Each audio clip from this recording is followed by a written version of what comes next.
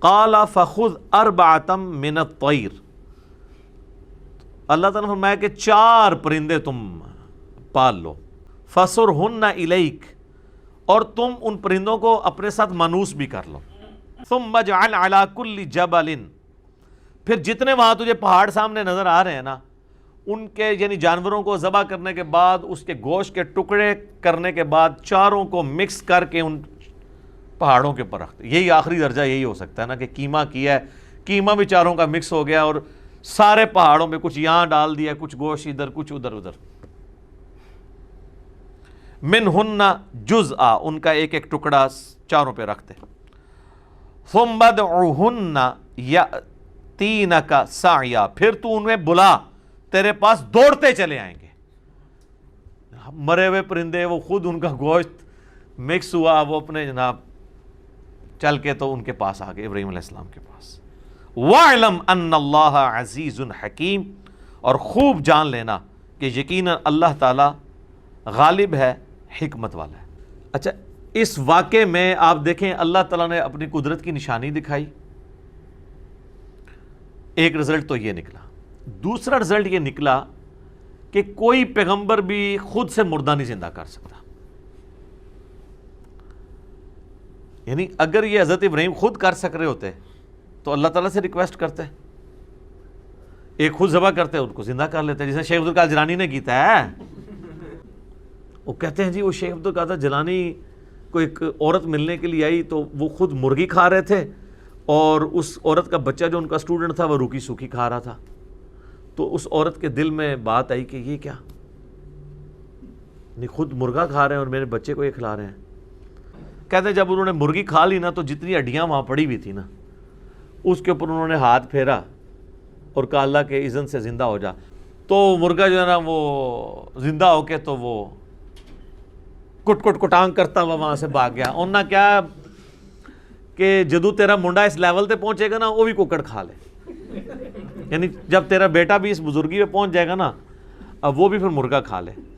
حضور غوث پاک کی بارگاہ میں گئی، ادھر دیکھا آپ مرغی کھا رہے تھے، سالن مرغے کا تھا، اور کھا کے ہڈیاں پھینک رہے تھے، ایک جگہ ہڈیاں جمع تھی۔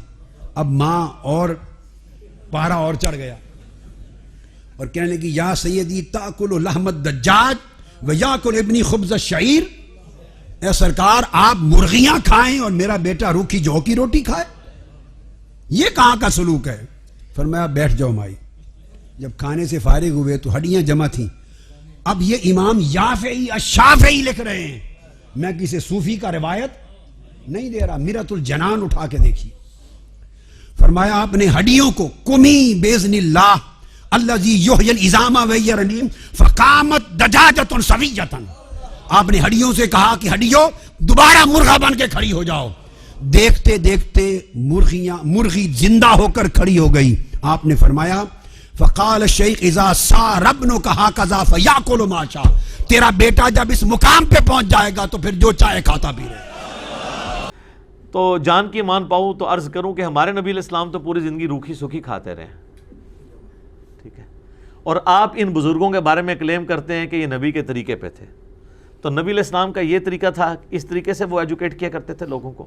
ویسے نبی علیہ السلام سے مرغی کھانا بھی ثابت ہے، بخاری مسلم میں حدیث ہے، لیکن شاید وہ ایک دفعہ ہی مرغی کھائی ہوگی آپ نے، آپ کی زندگی تو بڑی یعنی فقر کے اندر گزر رہی تھی۔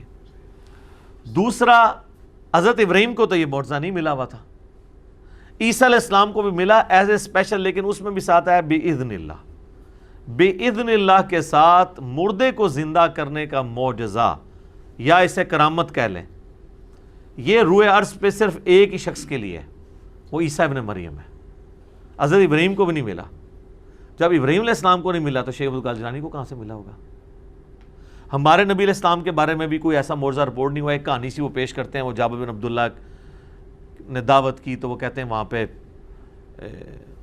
وہ بکری انہوں نے بچہ ذبح کیا تو وہ ان کے بیٹے دیکھ رہے تھے تو ایک بیٹے نے دوسرے کو ذبح کر دیا تو نبی علیہ السلام نے ان کو زندہ کر لیا۔ بالکل کہانی ہے، قرآن تو بالکل اس کی مخالفت کرتا ہے۔ سورہ انبیاء پڑھ کے دیکھ لیں، سورۃ الانعام پڑھ کے دیکھ لیں، سورہ بنی اسرائیل۔ کافروں کا اعتراض یہی تھا کہ یہ جو معجزے ہمیں اگلے پیغمبروں کے بارے میں بتاتا ہے وہ اس کو کیوں نہیں دیے گئے، تو اللہ نے فرمایا اس نبی کا معجزہ قرآن ہے۔ تو بڑا اچھا موقع تھا، اللہ کہتا کہ دیکھو نا کئی بار تو مردہ زندہ کیا ہے انہوں نے، تو تو میرا یوٹیوب پہ ایک کلپ بھی ہے، کیا ممتاز قادری مرنے کے بعد دوبارہ زندہ ہو گیا تھا، اس میں نے بتایا یار یہ کیا آپ کہانیاں کروا رہے ہیں، جھوٹ بول رہے ہیں. تو رزلٹ ان واقعات سے یہ نکل رہے ہیں. یہ وہ سارے رزلٹ ہیں جو آبویس ہیں، لیکن آپ حیران ہوں گے کہ جو بزرگ بابوں کے ماننے والے ہیں ان کے دماغ اس طرح کے واقعات سے کدھر اور ہی چلے جاتے ہیں. عبد المصطفیٰ اعظمی صاحب احمد صاحب بریلوی صاحب کے خلیفہ ہیں اور چند شائستہ بریلوی علماء میں سے ہیں، سینئر بزرگوں میں سے. ان کی کتابیں کافی مقبول ہیں بریلوی بزرگوں کے اندر، جس طرح یہ نعیم الدین مراد آبادی ہیں، مفتی احمد یار خان نعیمی ہیں، اس طرح بڑے بڑے بزرگوں میں وہ آتے ہیں. انہوں نے ایک کتاب لکھی ہے عجائب القرآن اور غرائب القرآن، یعنی قرآن میں جو عجیب واقعات ہیں، حیران کن واقعات نا، تو وہ سارے انہوں نے جمع کیے ہیں اور یہ واقعہ بھی اس میں جمع کیا ہے. اب ہے تو بڑی نیکی ہے کہ چلو کوئی صرف قرآن کے واقعات پڑھنا چاہتا ہے، جس طرح آپ بھی دیکھ رہے ہیں کچھ عرصے سے ہمارے بھی واقعات آ رہے ہیں. ہاروت ماروت کا واقعہ آیا ہے، یونس علیہ السلام کا واقعہ آیا ہے، اور پچھلی دفعہ ہم نے قارون کے واقعے کو ڈسکس کیا، بلعام بن باورا کے بارے میں. بلعام بن باورا بھی اسے کہتے ہیں، بلعام بن باورا بھی کہتے ہیں. تو انہوں نے بھی یہ لکھا، بہت اچھی بات ہے. لیکن جو میں نے رزلٹ نکالے ہیں، جو نکلتے ہیں، یہ نہیں انہوں نے نکالے. انہوں نے سے رزلٹ یہ نکالا کہ اس سے پتہ چلا کہ مردے بھی سنتے ہیں. وہ دیکھیں وہ پرندے سارے مردہ تھے اور انہوں نے حضرت ابراہیم کی آواز سنی اور آگے. اس سے یہ ثابت ہوا کہ جب ہم اولیاء کے مزارات پہ جاتے ہیں، اگر پرندے اتنی دور سے سن سکتے ہیں تو اولیاء اللہ نہیں سن سکتے. اے دیکھ لو سامو تھوڑا دماغ گیا ہے، میرے دسنے تو پہلے کسی کا دماغ اس پاس سے گیا ہے کہ بھی اس واقعے جو رزلٹ نکلتا ہے. لیکن جب کسی کا گیر ہی الٹا لگا ہوا ہو اور یہ واقعے میں بیٹھتا ہی کہیں نہیں پہ، اللہ نے مردے کے سننے کا ثبوت نہیں اس میں دیا تھا، بلکہ بتایا تھا کہ مردوں کو اللہ کیسے زندہ کرے گا. اور اگر مردے اس طرح ہی سن لے ہوتے تو ابراہیم علیہ السلام خود سنوا لیتے نا ان کو. ابراہیم علیہ السلام کو تو چھوڑ دے، سورہ فاطر میں اللہ نے ہمارے نبی علیہ السلام کے بارے میں فرمایا اے نبی تم مردوں کو نہیں سنا سکتے، اللہ جسے چاہتا ہے سنا دیتا ہے. مردے کو تو کوئی بھی نہیں سنا سکتا جب تک کہ اللہ تعالیٰ نہ چاہے. ٹھیک ہے، تو اس واقعے کا دور دور تک کوئی لینا دینا نہیں تھا. تو وہ آج میں بائی چانس مجھے ذہن میں آ گیا کہ اس واقعے سے لوگ یہ بھی رزلٹ نکال لیتے ہیں. تو اللہ تعالیٰ سے دعا کرنی چاہیے کہ اللہ تعالیٰ انسان کو حق کے راستے کے اوپر استقامت نصیب فرمائے اور حق کو حق کر کے دکھائے اور باطل کو باطل کر کے دکھائے. ورنہ لوگ فی طغیانہم یعمہون، اپنی سرکشی میں سرگرداں رہتے ہیں، وہ اسی کو ہی ہدایت سمجھ رہے ہوتے ہیں. ربنا لا تزغ قلوبنا بعد اذ ہدیتنا وہب لنا من لدنک رحمہ انک انت الوہاب. اللہم اہدنا فیمن ہدیت. آمین.